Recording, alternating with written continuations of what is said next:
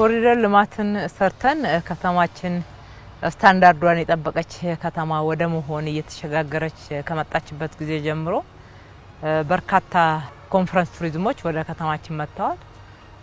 በአመት እስከ 150 እስከ ማስተናገድ ድረስ ደርሰናል። በገቢም በዛው ልክ ሆቴሎች ተነቃቅተዋል፣ የትራንስፖርት ዘርፉ ተነቃቅተዋል። ከአየር መንገዳችን ጀምሮ ማለት ነው ብዙ ጥቅም ተገኝቶበታል። ከዚሁ ጎን ለጎን ግን ወደ 19 የሆኑ ሀገራት እስካሁን ድረስ መጥተው የአዲስ አበባ ኮሪደር ልማት በዚህ ፍጥነትና ጥራት እንዲሁም ደግሞ በጀቱን ከየት አግኝታችሁ ነው በዚህ ደረጃ የሰራችሁት የሚሉት ላይ ልምድ እንድናካፈል መጥተው ጎብኝተዋል። ስለዚህ ሌሎች አፍሪካ ሀገራቶችም የመነቃቃት ምክንያት ሆኗል ማለት ነው። አብረን እንስራ። አንድ ሁለተኛ ነገር ደግሞ ጥቁሮች በዚህ ደረጃ በራሳቸው አቅደው በራሳቸው በጀት በራሳቸው ባለሙያዎች መስራት መቻላቸው ራሱ የአፍሪካ ሀገር መሪዎችን በጣም ኢንስፓየር ሲያደርጋቸው አይተናል ማለት ነው። ይጠይቁናል፣ እነኚህ ህንጻዎች ሁሉ እንዴት ተገነቡ ይላሉ። ኢትዮጵያውያኖች ናቸው የገነቡት እንላቸዋለን። ይጠራጠራሉ። ነገር ግን ማስረጃ ማቅረብ ለኛ በጣም ቀላል ነው።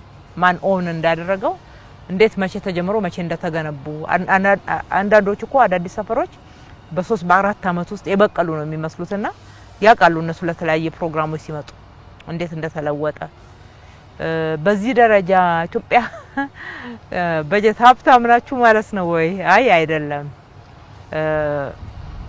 ሀብት መታየት ያለበት ያለንን ሀብት ሪሶርስ ባሉ ጨምረን እሴት ጨምረን እንዴት አድርገን ቀየር ነው። ግን ዋናው የሀብቱ ምንጭ እንችላለን መንፈስ ነው። አንድ የምንነግራቸው ይሄን ነው። ሁለተኛ ዲዲኬሽን ነው፣ መሰጠት፣ ተሰጥቶ መስራት። እንደ መሪ ደግሞ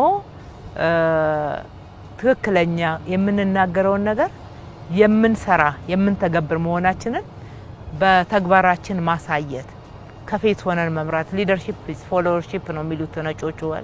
ልክ እንደዛ ሆነን ካሳየን ህዝብ ይሰራል። አብዛኛውን ስራ የሰራው ህዝብ ነው። ከተማችንም ላይ እንደዚህ በድንገት የበቀሉ እስከሚመስሉ ድረስ ትልልቅ ፕሮጀክቶች በፍጥነት ተጀምረው ያለቁት ፕራይቬት ሴክተሩ ነው እየሰራ ያለው። ግን ይሰራ ብለን ደግሞ ለቀቅ ማድረግ አለብን። ለቀቅ ማድረግ መደገፍ እና የምንናገረው ምን ያህል እውነት እንደሆነ በተግባራችን ማሳየትን ነው የሚጠይቀው ስንል ሄደው የጀመሩ አሉ። አሁን ወደ 20 የአፍሪካ ከተሞች ላይ የቀዳማይ ልጅነት ፕሮግራማችን ከኛ ባለሙያ ጭምር እየላክን ተጀምሯል። ፋሲሊቴት የሚያደርጉ ኢንተርናሽናል ተቋማቶች አሉ።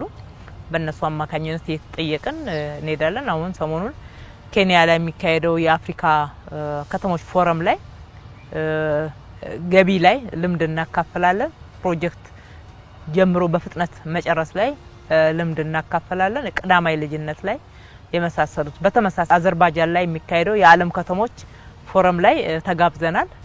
እዛ ላይም ትልቅ ብዙ ነው የተሰጠን። አዲስ አበባ በደንብ ልምዷን ለዓለም እንድታቀርብ በተለይ ከፍጥነትና ከጥራት አንጻር እና ከህዝብ ተሳትፎ አንጻር እነኚህ ናቸው ሶስቱ መሰረታዊ ጉዳዮች። እና እንዴት ተመራ እንዴት ተቻለ የሚለውን ሂደቱን እንድናሳይ ነው የተጠየቅነውና በዛ ደረጃ እየሄድን ነው። በርካታ ዓለም አቀፍ እውቅናዎችንም አግኝተንበታል ማለት ነው። Mayor Adelek Habibi has spearheaded significant efforts to address Addis Ababa's urban challenges through innovative applications of technology and data.